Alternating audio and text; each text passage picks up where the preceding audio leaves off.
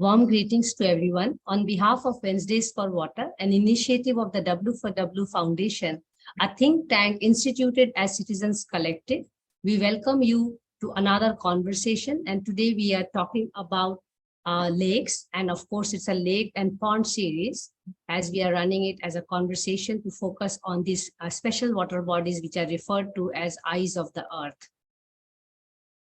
Wednesdays for Water is a water conversation series towards understanding better the nuances of water conservation and management. The objective is to engage with water experts, grassroots practitioners, policymakers, youth, and learn their thoughts and ideas about the complex intertwined issues associated with water and the possible solutions. We have expanded since then to more activities like Friday Waters and Monday Munching with Women for Water, besides organizing physical water workshops, water walks and talks, seminars, special courses, and conference panels to continue the water conversation in various possible ways, as the focus here with W4W Foundation is to understand the knowledge management of the resource, which many of our water warriors do on the ground as resource managers.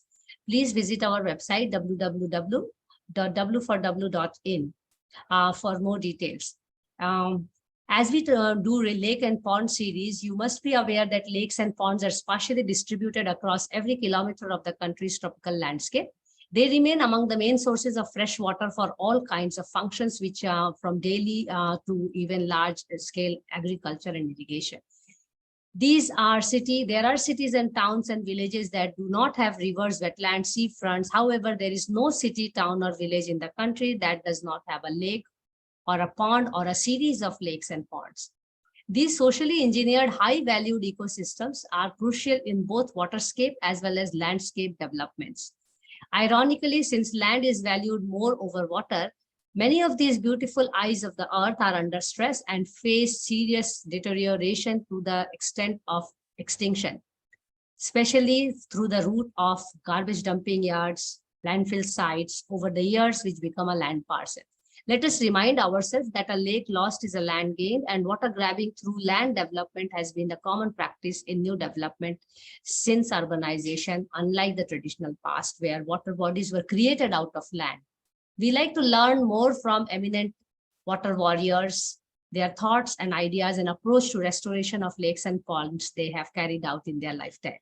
For doing the honor today, we have Arun Krishnamurthy. For those who follow lake pond rejuvenation must have definitely come across his name. However, let me just take this opportunity to introduce him briefly. Arun Krishnamurthy has founded the Environmentalist Foundation of India, which is a not-for-profit trust, which focuses on wildlife conservation and habitat restoration groups. And it is also talking high on the real-time and result-oriented conservation efforts. And I will now invite Arun to really take up the discussion of today's topic, which is, a new gen leader and taking one lake at a time, bit by bit, probably to understand from you how it is to work on the ground with the people around, with the technology on hand, with the administration around, the laws behind, and probably not so many pleasant things that come across. So thank you so much, Arun, for taking out time for us. And I really look forward to learning from you. Over to you, and floor is yours. Thank you. Thanks for the kind introduction. I primarily thank the W4W Foundation for inviting me, for giving me the space to speak and address with every single one of you. I don't come from a very picturesque or a templatized background like any of you. I'm coming from a dungeon storeroom, and that tells you the story. The lake pond restoration efforts actually is on field, is on ground, and it includes a 365 days, 24/7 effort, which is a great learning opportunity, which is a self-realization journey, if I may call so. It's been 16 years since EFI started its functions on field. And what this has taught us is, ever since we engaged ourselves in trying to understand a lake or a pond ecosystem and its protection, its conservation, and how to safeguard it for all life forms, the one thing which stands out is we somehow don't value this treasure that we've been given, and because of which all that we're losing in our daily lives is something which is going unnoticed, which is extremely sad and worrying. simply because a lake or a pond to many commoners would be just what? A pit or a surface structure where there is a water holding. Beyond that, our imagination or our thought for that water body doesn't exist. But when we look an inch closer, not even deeper, just an inch closer, from a frog to a snake to a crab to a turtle to a blade of grass to a flowering plant to a tall tree, everything is supported by this one habitat in that limited space. Every water body is a world in itself. And that's phenomenal and magical in my opinion. And that's what draws me and EFI towards this work. And the day we understand our lakes and ponds well, we will definitely prosper and progress much more with reduced economical damages lead from environmental damages, is my humble opinion. You in the introduction very interestingly said every water body lost is land that is gained, which is extremely unfortunate that that's the mindset with which most urban centers across the country today function. I'll give you this example of a certain water body in one particular district where we are working currently. I don't want to mention the district because then it becomes regionality there, where the whole national debate goes against that one particular region. And we often get asked this question: which part of the country is very interesting, exciting to work for lakes and ponds, Arun? Which state takes care of it, lakes and ponds better? Let me remind you one thing: from the Dal Lake in Kashmir to the Lakshmi Pudukulam in Kanyakumari, water bodies that we worked across, if there's one ability that binds us together as country, as common citizens, it's not religion, it's not caste, it's not creed, it's not language, it's our ability to abuse nature is what is holding together as one civilization, is what I very sadly feel about, right? Water bodies are taken care equally well across the country. Water bodies are equally abused and exploited across the country. That's what we come across. When we look at lakes and ponds, this particular district where I'm speaking about, the lake is being slowly but steadily shrunk, where its foreshore region is being constantly dumped with non-degradable trash, with construction debris. And then when the garbage and the debris reaches a certain point where it can't be removed, the naked eye feels that who's going to ever be able to remove this much amount of garbage and debris? Slowly but steadily, that garbage and debris is being leveled with sand, silt, and then the structures start coming up. It ranges from an electric substation to a police station to a bus terminus to retail stores to library to a mosque to a church to a temple. All sorts of religious structures start coming up, public structures start coming up. When the religious and the public structures start coming up, what unfortunately happens is there is no way we're able to reclaim that lost land of the lake for the lake. And these structures become the frontal portion of the massive mammoth encroachment that happens behind, which is usually mafia-driven greed with which land gets usurped. And then what happens? Simple as this. Now water is going to gush towards the deeper pockets. Water has a very clear memory. And when water tries to find the lake or the pond, the erstwhile lake or the pond where it once used to get stored, unfortunately today that's a bus terminus or a high court building in some cases. It's many different public structures and private structures. Of course, water would then start reaching out to pockets which have been built over. And then we have very dramatic images coming out in newspapers and televisions which talk about urban flooding. Somehow I feel we as humans love problems. We definitely don't want to be part of any solution. We always love a problem. When something is calm, quiet, normal, the way it's supposed to be, I don't think we like it. And I'm not too sure if we're even excited positively about it. The day there is flooding, whether it's Bangalore, whether it's Uttarakhand, or when we see those rumbling rocks coming down in Himachal, it triggers some kind of a joy, and it also a sadistic joy. It also triggers this very petty human behavior of like excitement for news, which is so unfortunate, right? It's extremely unfortunate. that particular lake and pond or riverine system or that natural habitat didn't ask us much. It just said, leave me alone. I know how to manage myself. But we with our so-called sophistication in education, so-called language powers, a so-called global citizenry tag that we carry, that because we've traveled to 4 countries with a passport, we believe we know everything now, which is unfortunate. And please don't consider myself to be cynical, or please don't consider myself to be playing the blame game. I will give you an example and a reason as to why this is more like an outpouring. I was told, look, Arun, in the Zoom call, there'll be 5-6 people joining. In the YouTube, maybe 10-20 people will join.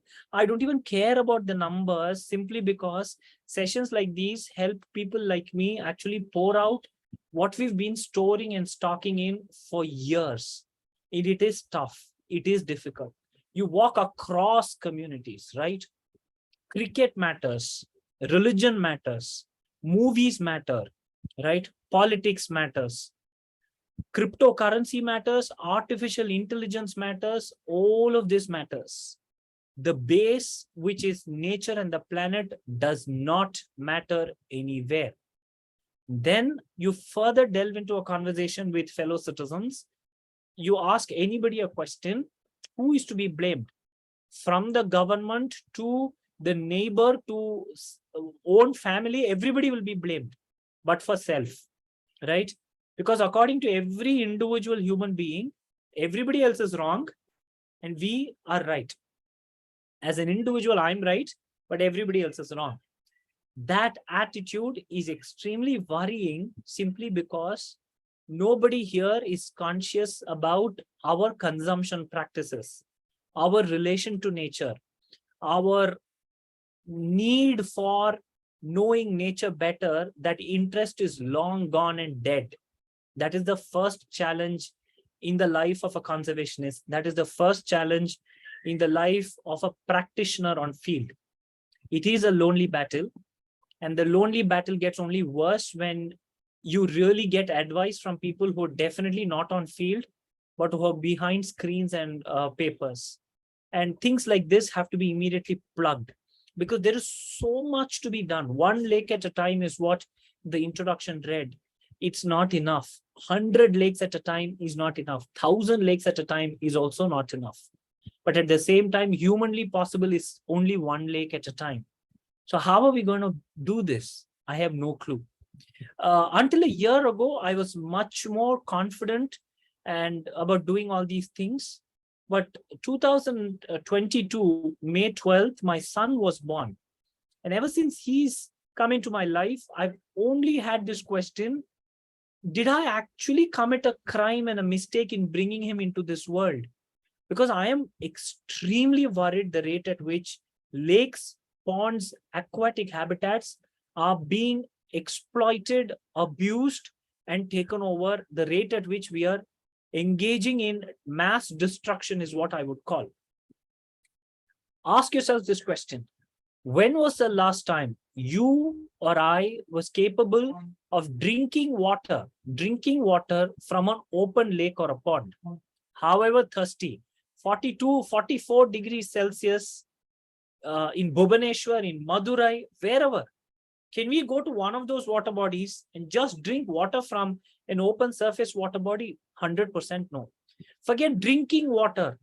Are we in a position to use this water without any treatment on the body? Can we swim in it?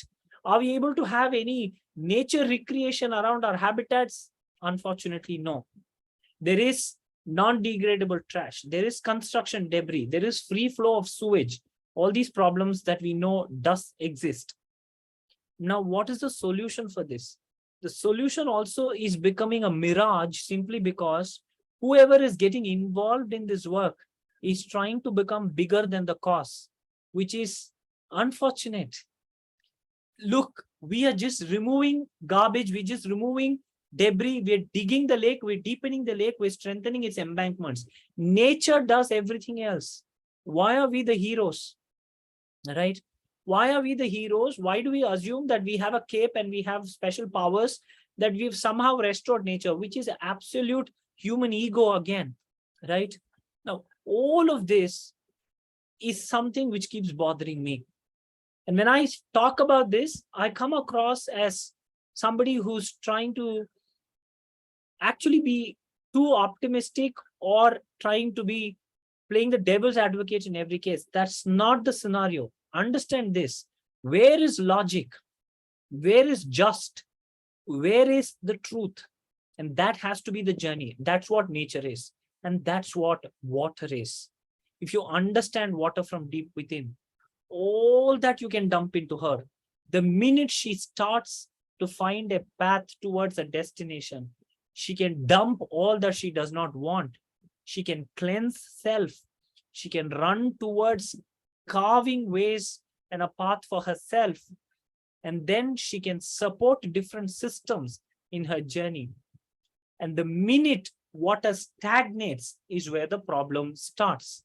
Even where water stagnates, there are ways and means through which water finds a way to actually get a system going. Just relate this to the human life. We keep running, we keep doing things, we're ready to learn, we are ready to accept. There is so much that we will be able to get done more. The day we stop, if we are humble and modest and in a way we are ready to understand where we are positioned, we'll still do good. But the day we stop and then just assume it's all on us, that's where we start sinking. In terms of water, it starts stinking. In terms of us, we start sinking. And that's exactly what is the challenge of a young conservationist in water practices in the current context. Stakeholders vary from government to industry or / corporate who's going to give you the money for the work, to common citizens ranging from a school student, college student to a general public who all have to be engaged. We still have the larger challenge of people calling us and telling us, do you remember this pond that you cleaned and you fenced? I just saw somebody come break the fence and dump garbage. Now, we're very happy when somebody calls, but we're also very sad that somebody actually calls, because why couldn't you fix it? You're sitting right there. It's your lake, it's your pond. We should be supporting, definitely not denying it. And nobody's doing this for heroics, or nobody's doing this for that one photo. But how many water bodies can one man and one organization take care of? And that's never sustainable. That's something which we've always understood. That's why we at EFI focus on community-based conservation of natural habitats. And this community-based conservation of natural habitats does not have to be taught for fellow Indians, because it's embedded in our culture so beautifully. Show me one other culture across the globe in the modern context. Every native culture, any corner of the world, had nature, nature observation, nature worship. I'm not saying no to it. But India, even today, in many pockets and corners, even in the modern times with the modern practices, still has nature practices, still has nature prayers, still has nature observation. From a rat to a snake to a tiger to a tree to a water body to the wind to every aspect of nature is still worshipped, right? But it's being worshipped without understanding the underlying message and tone as to why we were asked to worship, right? 1.4 billion people, and I don't think there can be any other unifying factor but for government / politics, religion / belief systems, which can get people to strongly understand and participate in nature conservation. When I say this, I'm again being negated. So are you prescribing to religion? Why not? Just imagine this. If the head of the mutt, if the head of the church, if the head of the mosque or the Gurudwara in the sermon actually pronounces this to the large scores of devotees, asking them to abandon one-time use and throw plastic, asking them to actually abandon products which are contaminating nature, asking them all to take care of one lake or one pond. Why not? Whether it's the holy shrine at Amritsar or the temple tanks of South India or the stepwells in West India or any mosque where you find water bodies which they use, we have water bodies in every religious shrine. Why not religious practices take water conservation as their primary motive. And what bigger way than to actually bring the believers to dedicate themselves to a purpose. What is religion? Religion, end of day, is a purpose for self-identification and peace. And without nature, that's not possible. So my challenge is today, if you're thinking which region, which religion is abusing more, take it in writing. Every region in this country, every religious practice in this country today is having a negative impact on nature. And it is the responsibility of the religion and those who are promoting these religious practices to actually educate the masses. And if we are able to do that successfully, I tell you, we will have such a disciplined, self-regulated system in this country that we will be able to do wonders. Alienating cultural practices and disintegration into urban and rural is all only costing us negatively. Somewhere sitting in the urban pockets, we believe that the rural crowd does not know anything. I'm telling you, everybody knows something, right? Whether you're in the city or in the suburb or in the rural pocket, everybody knows something. All of us don't know anything. That is the truth about nature. And we should be ready to learn from nature. And we should surrender. We should surrender to the cause. We should make our governments think environment. We should stop this blame game. That school, that college, that corporate office, that family, that individual, that religion, that library, that any congregation should think about, why are our cities getting hotter? How are we going to survive these temperature rises in the future? Who's going to get flooded next should be the biggest worry in our heads. Where is fresh water going to come from? Should technically be something that we have to think about. Click of a button, push of a button, because there are certain sophistications in life today, we are pushing the real-time challenges behind. And this is like, I'll take you to a school analogy. We are right now focusing on physical education, and we are right now focusing on value education and all that. Those papers which we don't have to sit and study too much. And we're thinking, okay, I'm done with these two subjects. And we're putting math, physics, chemistry behind. But let me tell you, math, physics, chemistry is going to come back and haunt us on the day of the exam and on the day of that annual exam. And it's going to be a board exam. And that's what is happening to the human attitude. We don't give importance to those subject matters where our focus and attention has to be. And the immediate question is, Arun, common man has so many issues and problems in daily life. How do you think they're going to pay attention to all of this? This is where I think we are undermining our own intellect, right? It doesn't have to be spoken in English. It has to be spoken in Marathi, in Tamil, in Telugu, in Bhojpuri, in Gujarati, in Khasi, in all those local languages. Everybody's talking about all of this. They're all talking about all of this. Failing crops, unbearable heat, contaminated water. There is a river called Noyyal, which runs from the industrially ambitious town of Coimbatore and Tirupur, city of Coimbatore and Tirupur, and it goes to farm fields near Karur. Farmers there don't want the river to run simply because the river is carrying only contaminated water. Water has many shades of color. Everybody's talking about all of this. But then where is the solution? Same goes to Mehsana in Gujarat. Same goes to any corner in Bihar, any corner in Meghalaya. Now, this is exactly what the challenge is.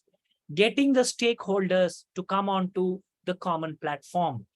Governments to realize that they have the biggest role, the unifying role, the execution role. Please forget the media frenzy.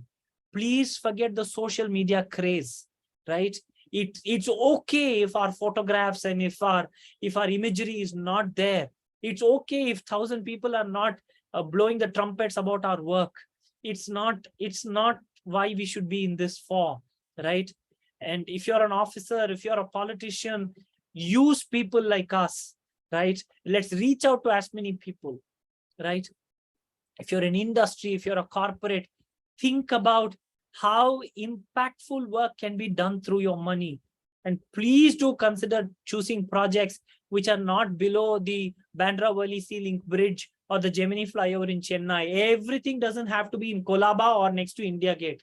There are other parts of India where projects are there, where money has to go.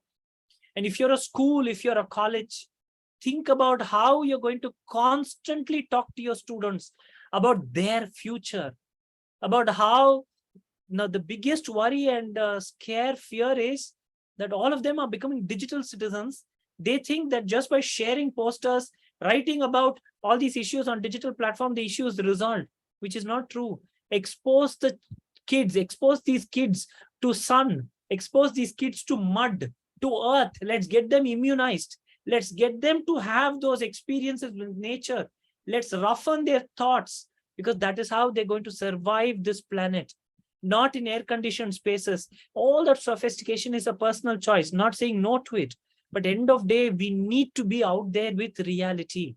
Let them eat fresh. Let them eat raw. Let them actually participate in nature. Let them eat whatever they want, from cheese to avocado to food which is not ours. It's all personal choice. Whether they eat meat or not is their choice. Nobody is asking them not to choose any of that. Only request is give them the mind space to also think as to what kind of choices they can make. That is the biggest ask here. When we think of all these stakeholders, how are we going to get stakeholders engaged? How are we going to get stakeholders entertained? And the reason why I say entertained is simply because people are getting bored. Because end of day, we're again and again and again talking about a Ganga that's polluted, a Mahanadi which does not have enough water as it used to, a Kaveri that's politically entangled in interstate issues, or we're talking about hills going down, flooding, drought. People are bored. That's where we at EFI focus on what is called as environmentainment. Environmentainment is environment conservation that is entertaining. Because today's age and time is all about guns and bombs and all those music and everything. How are we going to get people to actually think about nature when they have better options like IPL and Bollywood? Of course, that is more interesting. So we are competing with the politicians who can speak really well, who have the mass crowd. We're competing with the movie stars and the cricketers who have the mass crowd. We're competing with the religious leaders who are capable of convincing the masses. And we're only asking all these mass crowd pullers to set the trend in nature conservation too. What we struggle for a lifetime, you can get it done with the blink of an eye. Just imagine if that biggest movie star in the country said, I'm abandoning this and I'm going to do this. Just think about the scores of fans who would start doing it. Just think about every influencer who actually talks about nature. That is what we need today. Rightful distribution of resources, rightful spending of resources for conservation projects where it's needed, and a lot of science and logic.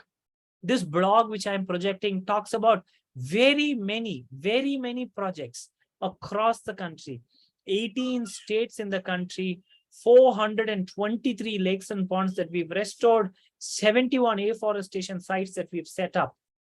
All sites have their own challenges. In some sites, the trees don't grow because the soil condition is not good enough. In some sites, after restoration, the lake still gets contaminated. All these challenges are still being met with. All these challenges are still being addressed one at a time. And we are a handful of people only. The more and more people we are able to find who can support us in this initiative, not in terms of money, in terms of human resource. If you are ready to be a coordinator, you're ready to be a supervisor, if you're ready to be a field volunteer, what more bigger help then can we ask for? That is exactly what my biggest request and message to all of you listening today is. Kindly get out there and start exploring. The day you start exploring nature, India and her environment, you will gain experiences that will just open your mind into a whole new spiritual world. When you start experiencing all of this, Evolution is something which you would find emerging from deep within.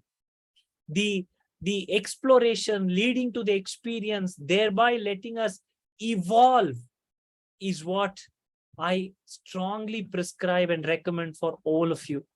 Because my focus has been on the 3 Ws of waste, water, and wildlife. The different kinds of solid liquid waste that I'm responsible for, which is contaminating different corners of my country's environment. And how is it having a negative impact on elixir called water?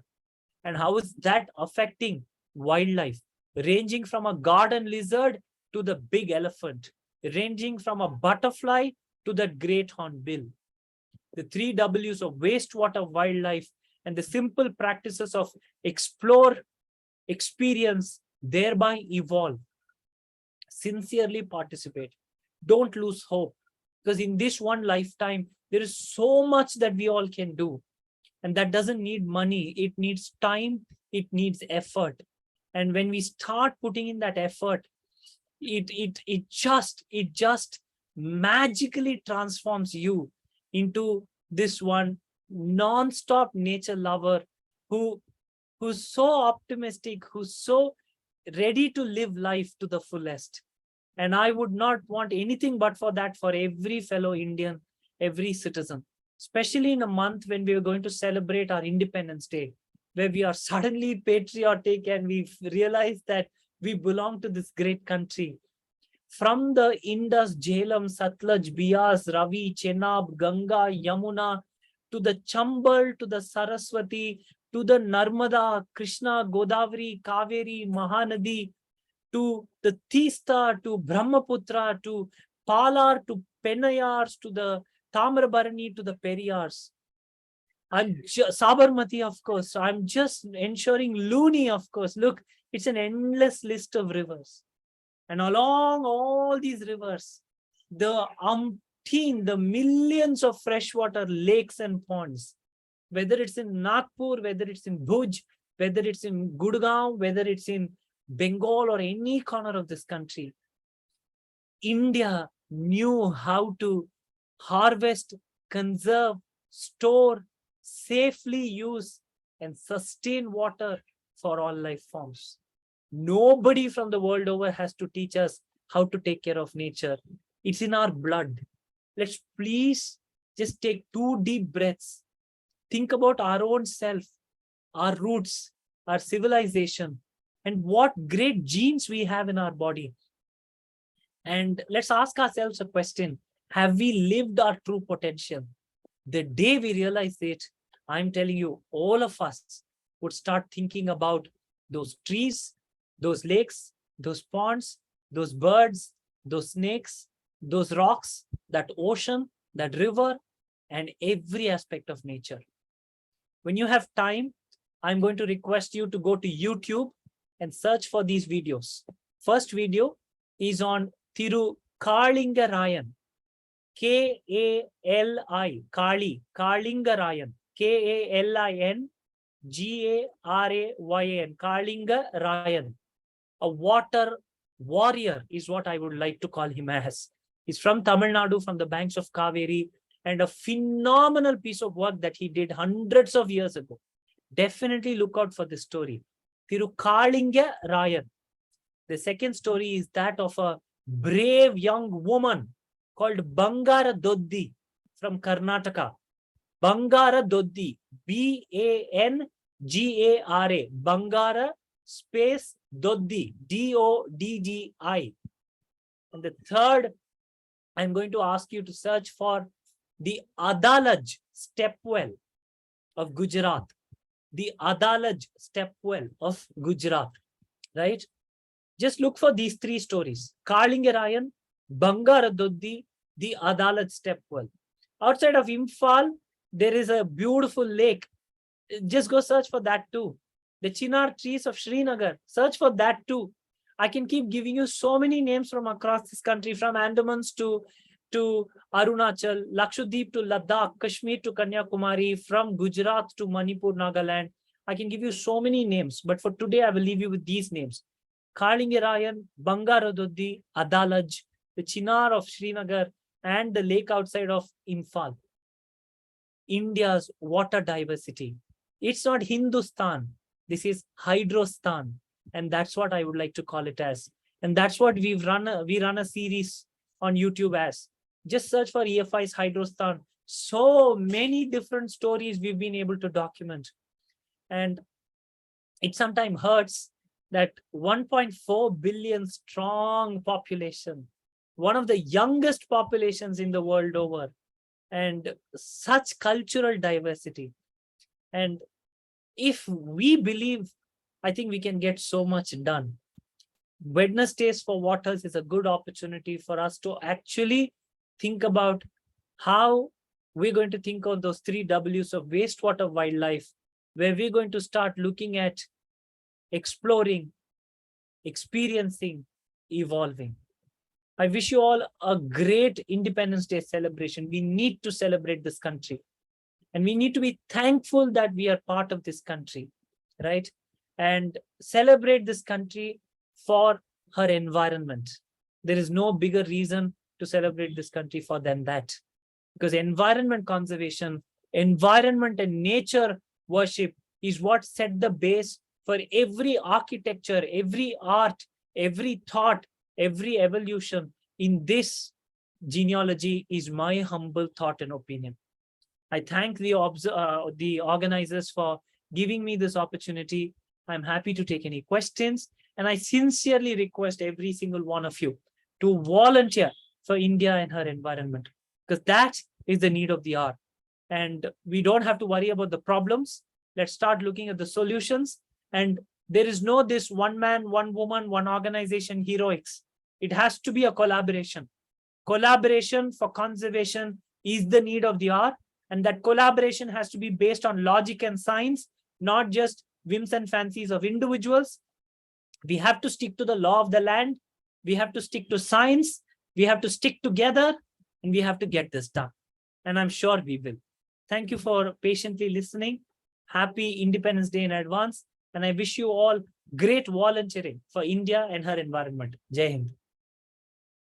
Thank you, Arun. Thank you so much. It was completely emotional talk, and as anticipated from you, I almost felt that you also poured my heart out through you.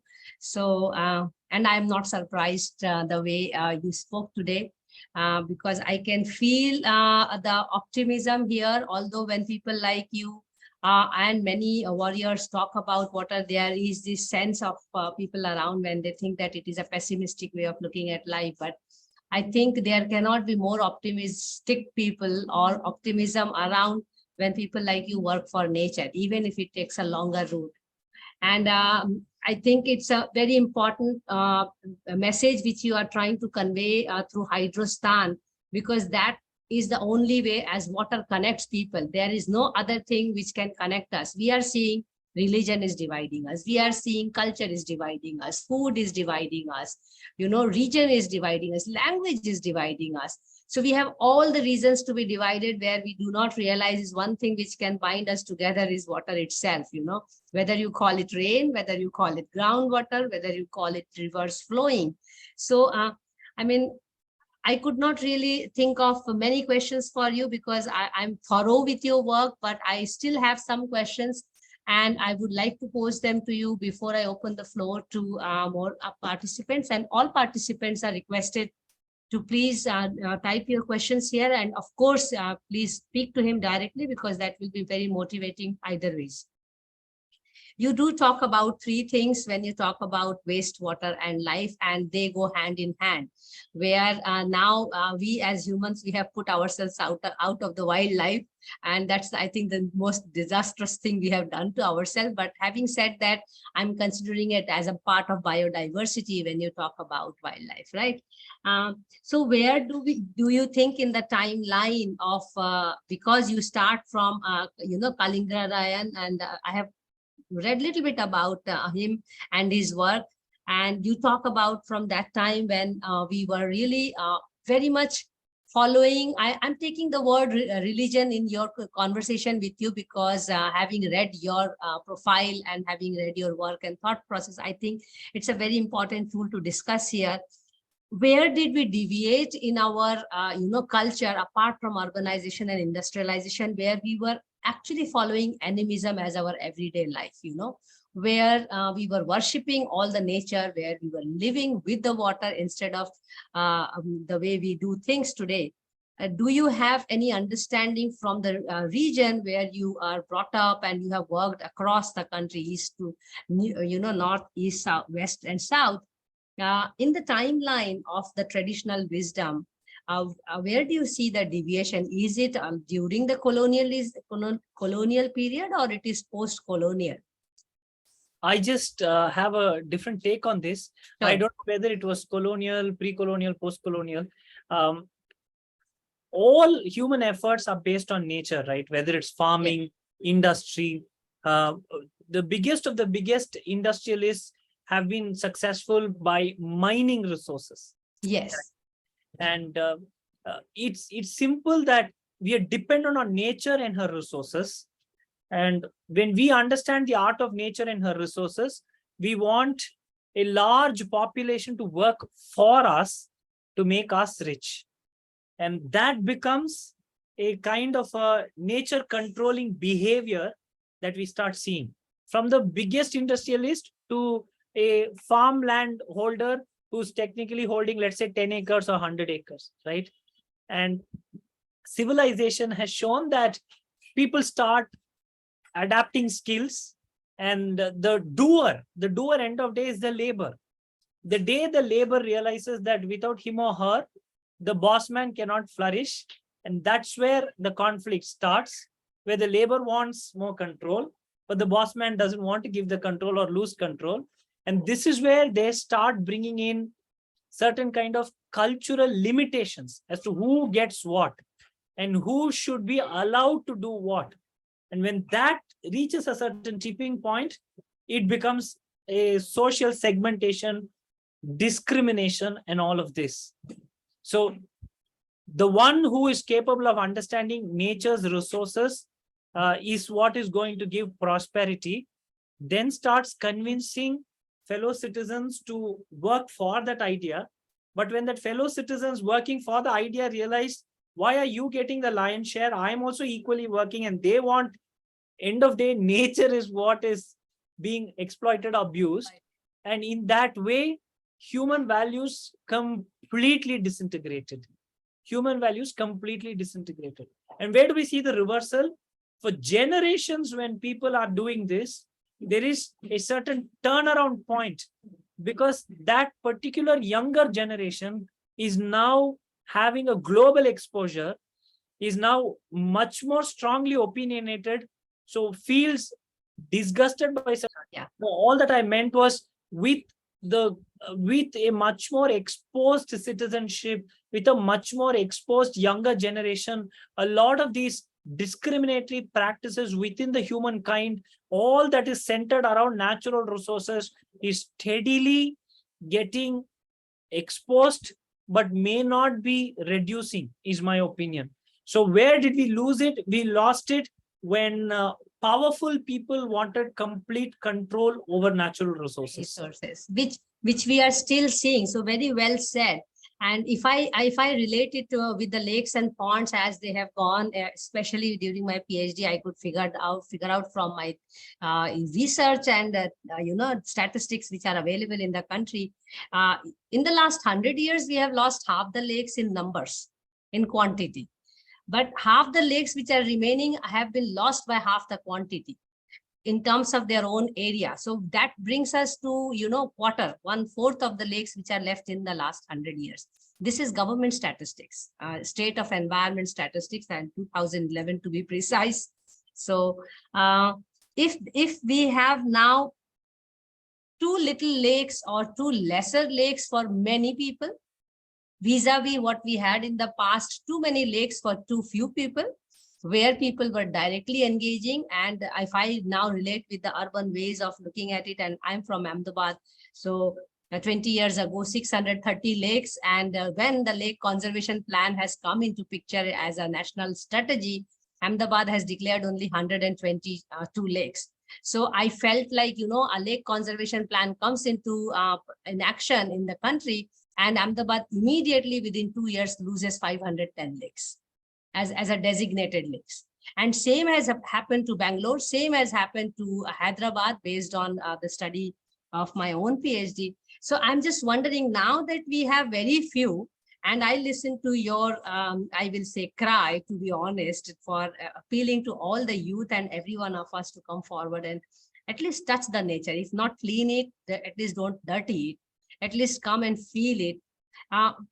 I feel if we are left with only 1/4 of it now, according to the statistics, we have all the more reason because we have more hands and more heads now and lesser number of lakes. And that way, statistically, it should be possible that every lake is parented by somebody, at least to ensure that it is not polluted, at least to ensure that it is not reducing by size.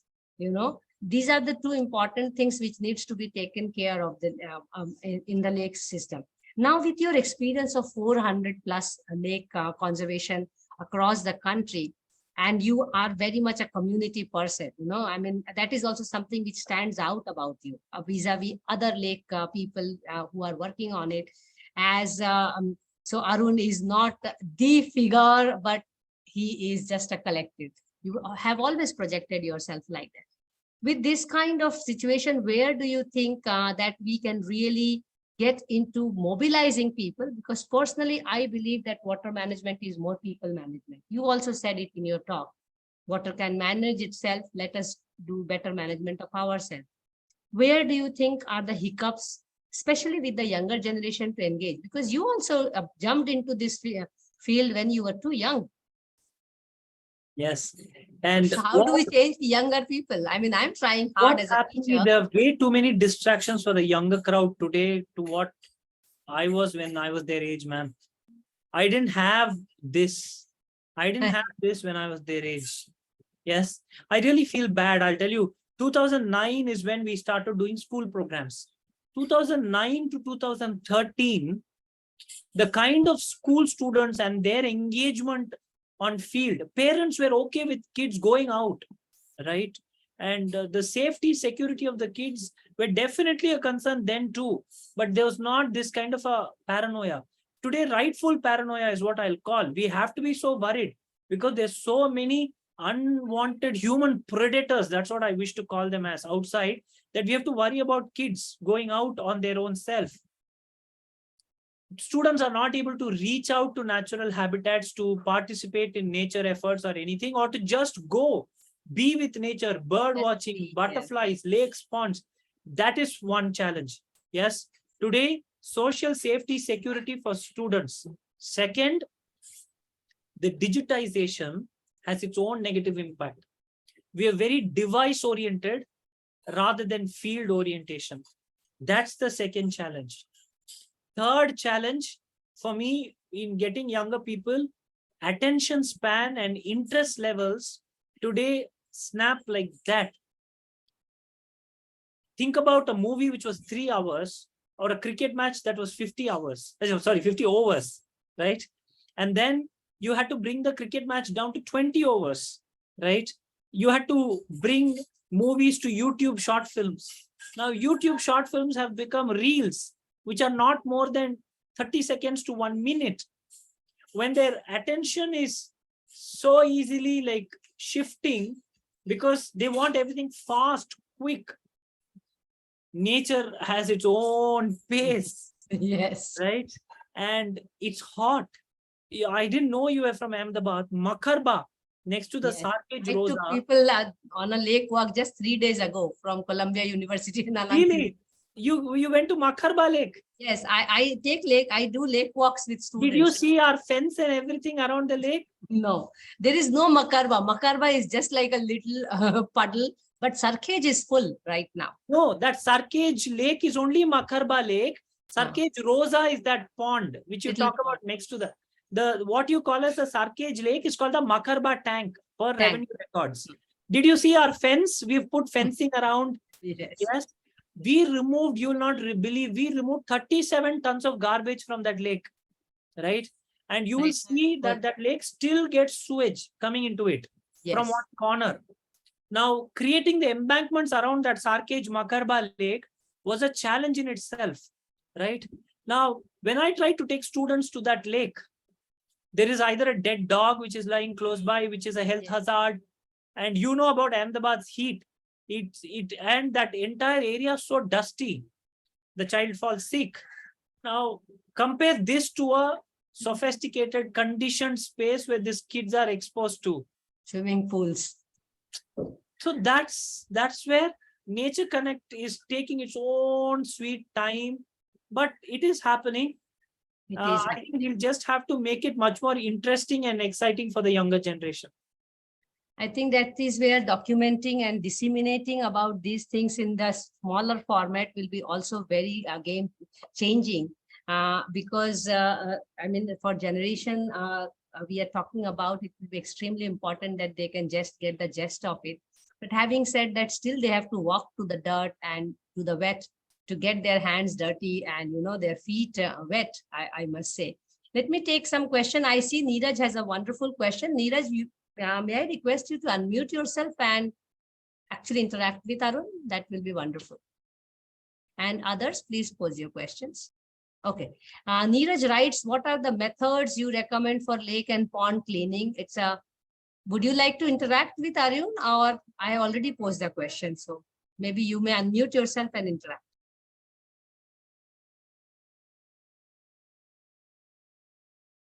Okay, the question is very generic, Arun, as you can see, because there is no one size or one method fits all. But I think you will still like to take the question and give him some ideas or thoughts the way you What methods we practice in lake cleaning? Yes. Is what the question is? Cleaning. As you rightly said, it depends on lake to lake. I'll give you an analogy. Think of running a hospital and different kinds of patients come in. Somebody with a common cold, a young person with just a common cold and a fever, and an older person with a kidney failure, but who has a pulmonary disease also. So people of varying ages, varying health conditions with complications coming to the same hospital. You can't give everybody the same paracetamol. Some might need surgery. Some might need to be put into ICU. Some might not even make it, unfortunately. Some might get recovered like that. This is the same thing that goes to lakes and ponds too. Solid waste, liquid waste, siltation, weak embankments, no definitive boundary, poor inlet-outlet management. All of these problems might exist in the same water body, or one of these problems might exist in that given water body. We also have to think about futuristic threats. In the next 10 years, what might be the threat for this lake or the pond? So futuristic conservation protection is what we look at. And we try to address all of this with the resources, the time, the legal boundaries, and everything that we have. And we execute those parameters, keeping science as the base, not based on our whims and fancies. That is, I think, a very well put, keeping science at base. And let me just bring a question to you here. And that's my personal experience. You may pardon me for asking this question, but I have often found that the proponents of action, those who are really working with the resource, with their hand on the ground, there has been some kind of a divide with the proponents of knowledge. Because see, I have been working on lakes for nearly now 25 years, but I have been a knowledge manager, being a teacher and, you know, practitioner, of course, with only dedicated clients, and not managed to do public projects in that way or community mobilizing in that way. So this divide between the science people doing science who are actually writing, documenting and disseminating, and the people who are actually working on the ground, who of course do not get that much time to document and disseminate, I feel strongly that the convergence of these two are extremely important to upscale the way you are talking about upscaling, which is still not happening, and it is still far. Where do you think scientists have not managed to, communicate properly with the practitioners? You don't even have to struggle with this question so much. I'll tell you, age, money, those are the only two things. Okay. One, age and affordability, if we can make it a little bit interesting. Age, because academic experience comes with certain years of being involved in it. Absolutely. And on field, you might find a younger person. Okay. So this older person, younger person, ego clash, Why should I listen to you? Your age is my experience. Why should I give you that? I've seen Very it well put. many times. So age is one. And it's just a human ego, that's all. Second, affordability, right? Ma'am, today the biggest problem is certain careers pay a lot. Every career wants that kind of money. Absolutely. Our education is unfortunately based on how much you are going to be paid after the So degree. that is another big issue. Project worth might be a few lakhs, right? The project admin, management, and academic resources for it will be equivalent lakhs, which makes it very untenable, right? And that cannot be the case. So age and affordability, and it's a human problem. It's not like we are all can't come together. Absolutely.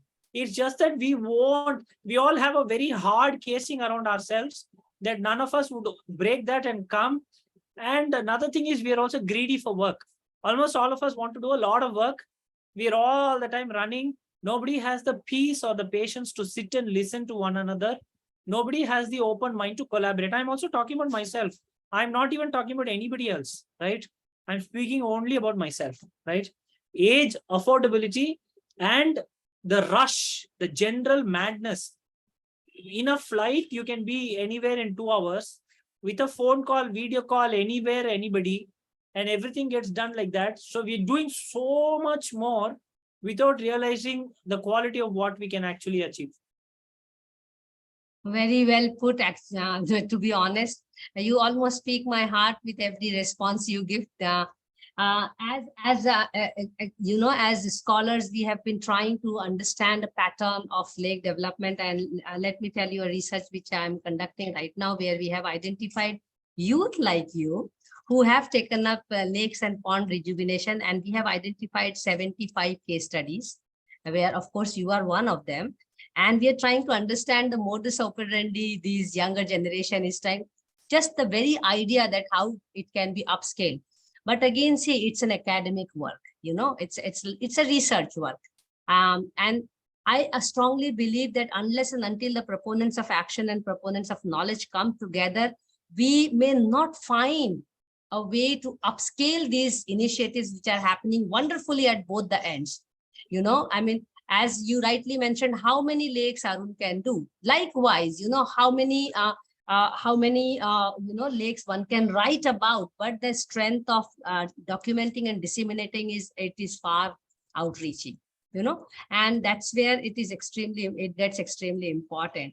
But let me just ask you a question. When you are documenting your own work, which is very well documented, and you try to put them together, and you are also getting good number of youth and community to work around.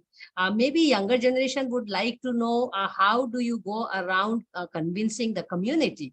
Because that is the beginning of it, because once you are developing Just a lake. Part of the community, ma'am. Yes, it has to be. But then somebody has to be the catalyst to mobilize the community. No. Okay. I'll tell you what. Hear from you. When I'm speaking to you, you are my only focus, right? Currently, I'm not even worried about who's watching on YouTube or if anybody there on the call. I'm having a heart-to-heart conversation with you, with an academician based out of Ahmedabad. That's it. And somehow, when we are in nature, I speak decent Hindi, decent Telugu, good Tamil, and good English, right? With these 4 languages, I still manage. I don't speak Kannada. I don't speak Malayalam. I don't speak Marathi, but we have Gujarati. I don't speak Gujarati, but we have projects in all these states. And I'm still able to connect with those people there simply because that's the beauty of human emotions and connect, right? Absolutely. When we are genuine, when we are there, when we are not bossing around, when we are not telling them what to do, but we are asking them, look, can we do this together?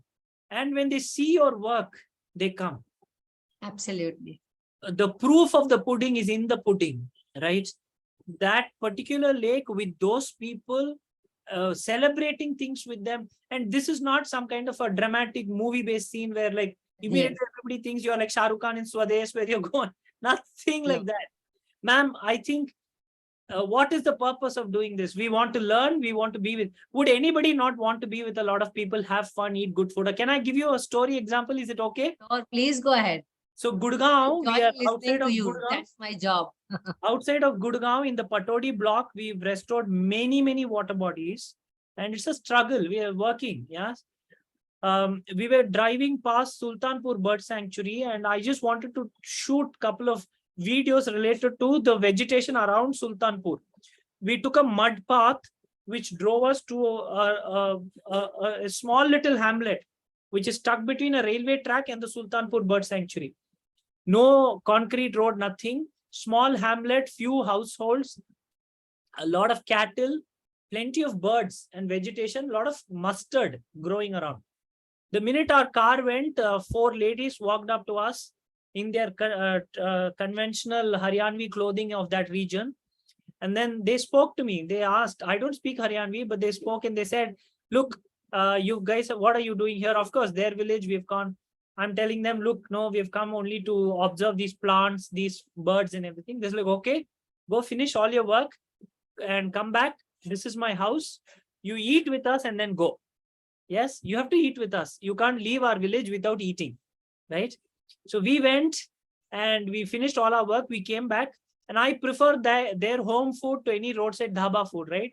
So then we also said, look, I'm going to pay for this. They said, no, we can't take money from guests. We offered, okay, you cook, we'll eat. It will become our duty to clean up after we eat. We will wash all the vessels and everything. They didn't allow us to wash all the vessels. We still washed few vessels, and I still paid them. I paid the kids in the house, offering money for their books and something like that. Very lovingly, they took. Then that old lady in the house, the matriarch of the house, took my mobile number. I gave my number. It's been roughly around 7-8 months since this incident happened. Every week I get a call from her asking how I am, where I am, when I'm coming back. And this is only when you give raw love, you'll get raw love, in my opinion. Yes. And this is community engagement. This community engagement cannot happen based on pie charts. This community engagement cannot happen based on big strategy. Just be the real you. Yes. You and I are average, common, simple human beings. That's all. Be nice to people. Give them water, give them food. Take their water, take their food.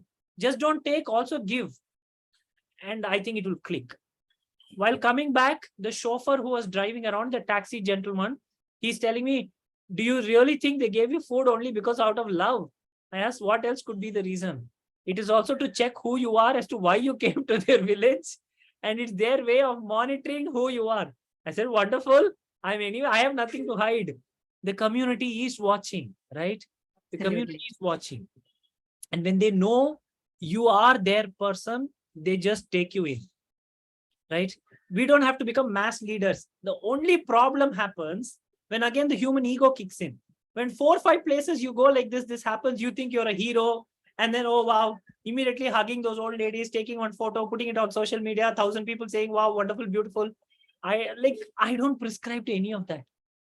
I think we are missing out on the real life joys by a few of the fake real world appreciation and acknowledgement. Community engagement is when we are ready to be the community. When we are ready to be the community, engagement would immediately happen. Wonderful. Thank you. Fawzia, do you have any question? Otherwise, I was just going to continue. No, I am just silently listening and learning from Arun. I'm completely in awe of him. He's done such amazing work. Just one little thing that I wanted, of the 500 lakes or ponds that you have rejuvenated, I just wanted to get to know, from where did you bring water into them? Huh? All rain fed. That's exactly why I said nature does all the work. We just can't. No, the channels, I'm just wondering, because of our unplanned urbanization. So how did you really, when you decided to rejuvenate a lake, you really looked at the catchment also, that whether that is available for that, and then chose only those lakes and ponds where the water could come? No, not like that. Simple. Okay. See, there's a pond called Chunni Kala, the village called Chunni Kala in Punjab outside Mohali, where we have dug the pond, right? Rainwater from above is filling the pond. There is surface water which is running around the pond. We've still not dug the channel to bring that water into the pond simply because it's contaminated water, right? Chunni Kalan's pond is not filling to the brim only because we are not bringing the channels into the pond. Right. Adambakam Lake in Chennai is a 257-acre lake. Yeah. We've done the lake to a certain extent where we've done the bunds and everything. We've dug the lake in pockets. It has a natural flow system. Whatever urbanization, this is the deep pocket, so water will gush out to this pocket. The Musi Rani Sagar step well, which the Hinduja Foundation supported us in doing under the leadership of Mrs. Niyati Sareen. So we cleaned up the Sagar, we did all the civil work and everything. There is a proper channel which exists. All that we had to do was clean up the channel. Every monsoon, it fills up. So there are different challenges in different water bodies. All the systems are only rain-fed. We don't magically bring water from anywhere else. There are in some systems where the water abundantly comes. In some systems, water comes in meager proportions. That's it. You know, because there's a latest trend of people recharging ponds and lakes with wastewater. So I really wanted to understand from you that. It is a government initiative in many corners of the country. We Yeah. don't have that kind of a civic infrastructure to bring wastewater. Why rural Bangalore has so many lakes, which are many of our lakes by themselves are being fed only by piped treated water, right? And you should see the kind of agrarian practices that immediately kick around these water bodies once the water comes in. I think the impacts of this we will get to know only a few years down the line. Yeah. Thank you, Health-wise, Brian. product-wise, the Yeah, carcinogen impact, I'm not too sure. But today we can't negate that project simply because I don't have any data proof to show that you're putting in treated water into this and it's not good. I can't just blindly say no to it. Again, this is what we think, right? Today's problem, we propose a solution. We don't understand if that solution will become tomorrow's problem. Yes, yes, that's what. You know, when we did Green Revolution, we created a lot of good and we created a lot of bad. And now, you know, this whole philosophy of using wastewater for recharging of ponds and not being really very particular about what kind of treatment it is going through is going to be definitely a problem. Can't say again, you know, but yes, it could just be a new elephant in the room. Thank you very much, Arun. Thank you. Thanks. As I said, I'm completely in awe of your work. Mansee, over to you. Thank you. The elephant is already in the room, to be honest, the way we are pouring water and particularly the way we are digging lakes across the country in the name of rainwater harvesting, which I think is really pity, as the more we are digging, we are creating more problems, especially in the urban areas, because the percolation rate has increased everywhere. So just to let all the viewers from YouTube as well and other people who are here at Zoom, we are doing this lake conversation series with more water warriors. And today we have Arun Krishnamurthy talking about it. So Arun, we have been doing this, and these water conversations, we are now nearly 180 conversations old. And the very idea is to really engage people to at least start talking, because we strongly believe as a team that water conversations are the first step towards water conservation. Unless and until, as you mentioned in your talk, unless and until people talk the way they talk cricket, that the way they talk Bollywood, I think we echo our concern in the way that we have to start talking about water before we really make people realize that they have to walk the water also, or they have to do something about it.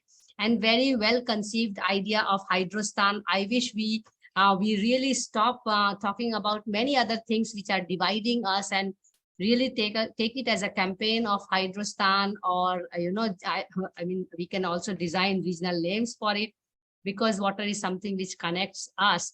And I hope, Arun, that you also enjoyed this conversation. If you have any questions to ask us also, I will be very happy to take it from you.